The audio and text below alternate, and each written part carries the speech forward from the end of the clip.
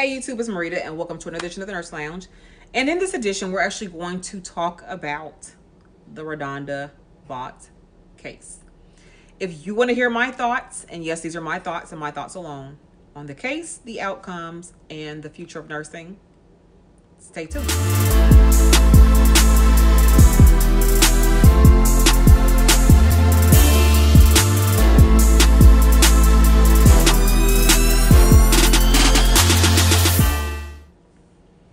Welcome back. My name is Dr. Marita P. I'm a registered nurse, been a nurse for 17, almost 18 years.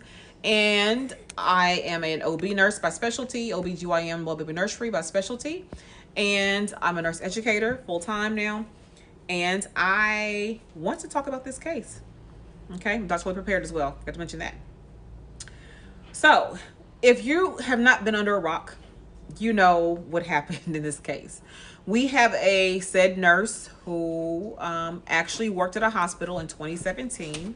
That's local here to me. I live in Nashville, and the hospital is probably about 30 minutes away from me that she worked at. And she had a huge, and I mean huge, med error. And the gist of the med error was that she was supposed to be pulling Versed and pulled vecuronium, sorry. And she administered the medication. Long story short, the patient died, okay? This is the thing. She made a huge mistake. She owned the mistake. That's why she actually has my respect, that she made the mistake and she owned it. Nurses are not perfect. Did she make a bad mistake? Yes. She did not follow the 5 rights. Despite what you all say about the fact that the hospital system situation happens to be issues, scanning, all that stuff, that does not negate the fact that we as nurses know about the 5 rights that we learned in nursing school. Now, I'm not siding with the hospital at all, so don't even go there. Make sure, you know what, side note, make sure you all watch this video in its entirety before you start commenting. Not siding with the hospital at all, okay? Not at all. They have accountability in all of this. They have not owned. But what I am saying is, there's enough accountability and responsibility to go around. She had her, she owned it. And even so, the Board of Nursing cleared her originally of this incident. They took her license, which I think they should have done. And she was ready to move on with her life, okay? Before all that, though, the family was paid off by the hospital. They were paid off. Everything was fine until CMS decided, hey, you know what? We need to investigate this. So the hospital filed suit against her again, opened it back up because of the fact that they had to put it on somebody. Okay? They had to put this on somebody. And they're not going to lose their funding. Okay? CMS is like how they get their funding, their money. Okay? The bulk of how they get their money was through CMS. And they're not going to lose their funding. So as any hospital does, so let this be a lesson to you, you know, no hospital has you as the nurse as their best interest at heart. Their best interest is always their bottom line, which is their money. And we have seen this play out time and time again. This is nothing new. This has happened before. I feel that a lot of new nurses are, you know, scared and fearful because of what has happened. But again, if you do what you're supposed to do and do your documentation accordingly, follow your Nurse Practice Act, then again, don't get yourself in situations in which you shouldn't be. But again, I'm not trying to poke anything negative towards her. What's done is done. What ended up happening from this case, though, as you know, the hospital has paid off several people, okay? It was said, I didn't say it, it was said that the DA may have been paid off. I don't know. I'm simply saying that there's some things that's going on here that's kind of sketchy, right? And at the end of the day, the hospital will pay off, do whatever they need to do to hide what they actually have done to contribute to the situation. And that is evident in this case. And in this particular case, she has taken the rap for this, and she will be sentenced on May 13th to determine what her fate is regarding jail time or otherwise. Now, that's the gist of what happened. I'm not going to go through the whole case because, again, that takes too much time. And Google is free. You can kind of find out what happened with her, what she did to the greatest extent, what they did, and so forth. Just know she messed up. She acknowledged it. The Board of Nursing cleared her originally. Then, after the fact, the hospital came back and because they didn't want to lose their funding, and they were kind of like, "Oh, what's going on? Why are we administering this medication? And what's going on? Why did the patient die?" The records were falsified from the original physician. No one else got in trouble for it. The list goes on and on about the issues with this situation.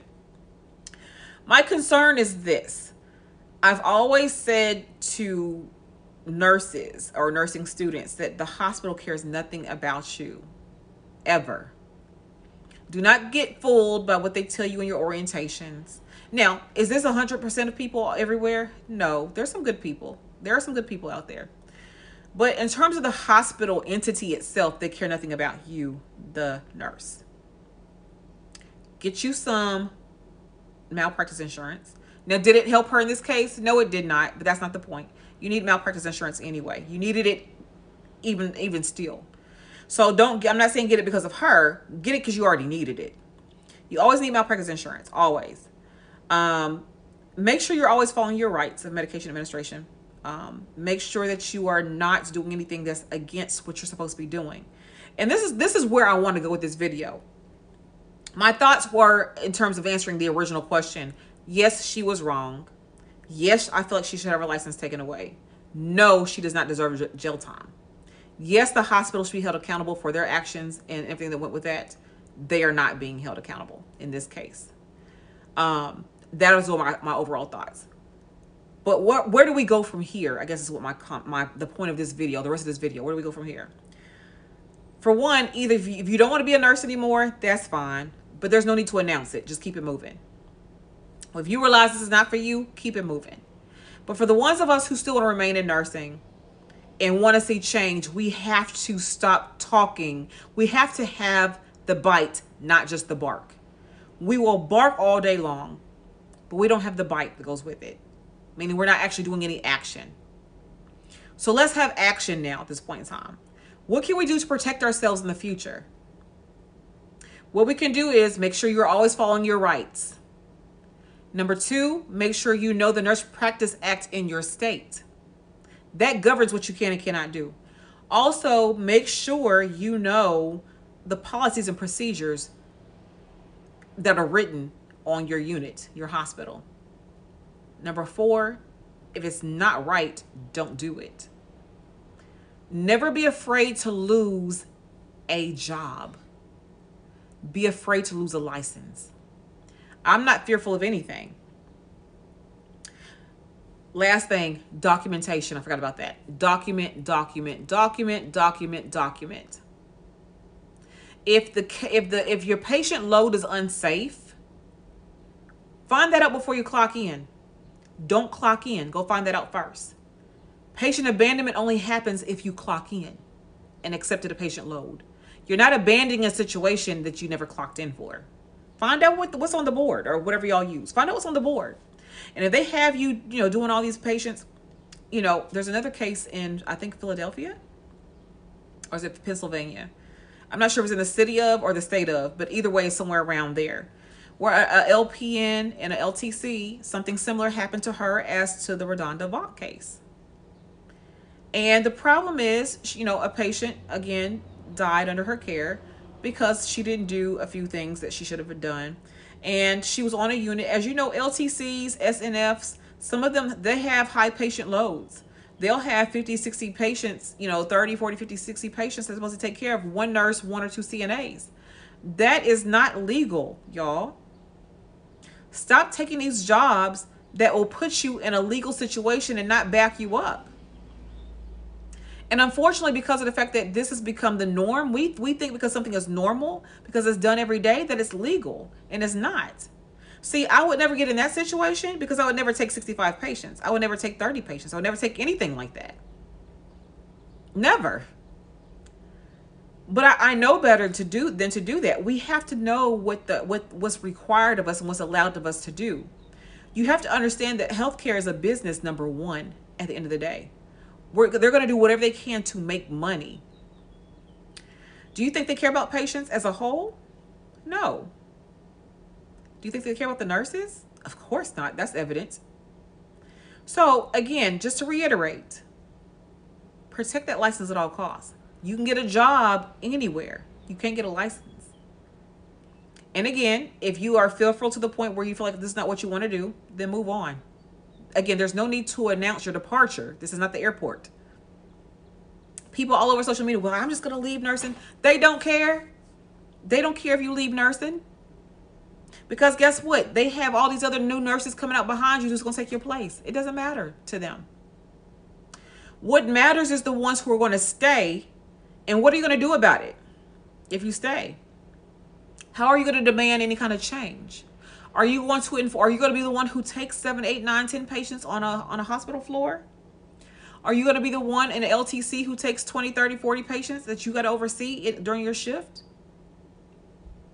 We make changes by actually taking action, not by just talking.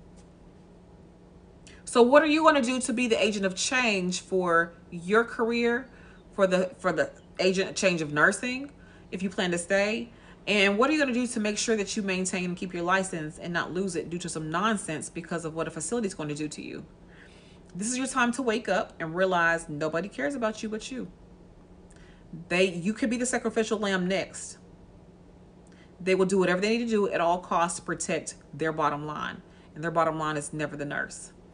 And their bottom line is really never the patient. Hence why the people get paid off. If we had people who cared about healthcare and true healthcare and people getting access to healthcare, we wouldn't have health disparities. So let that sink in. No one cares about you but you. That's it. The hospital doesn't care. The board of nursing doesn't care. HR does not care. HR protects the hospital. The board of nursing protects the public. No one protects nurses, really. Is the ANA standing up to this? This particular case, yes, they are. They have sounded out and saying their concerns with this and that this is not right. But where do we go after that? Where do we go after our concerns are expressed and saying we don't agree with it? But how do we change it? That's what I want to know. Let's be the agent of change. What suggestions do you have that we could give to the new grad, to the newer nurse, the novice nurse, who may not know the ins and outs of how this works and to understand that they don't care about you, but yet you need to protect your license. So let's have a conversation in the comments and like, let's keep it professional. Your thoughts are your thoughts, your opinions are your opinions. But if you come, incorrect or disrespectful, I'm coming back for you. So let's have a great dialogue about what we can do to make changes. Again, if you're leaving nursing, leave. No need to announce it. Nobody really cares. And I think that's the point. You all think people care that you're going to leave nursing. Again, you know how many schools out here have waiting lists to bring nurses in? Nurses are a dime a dozen. And they were already burning people out just to bring the new people in. Burn them out just to bring the new people in. They really don't care about keeping good nurses. Because if they did, you wouldn't burn the ones you already have out on purpose. So again, let's have some creative dialogue in the comments. And until the next time, let me know what you think. Follow me on IG if you so choose, and TikTok if you so choose. But until the next time, you all take care. Bye-bye.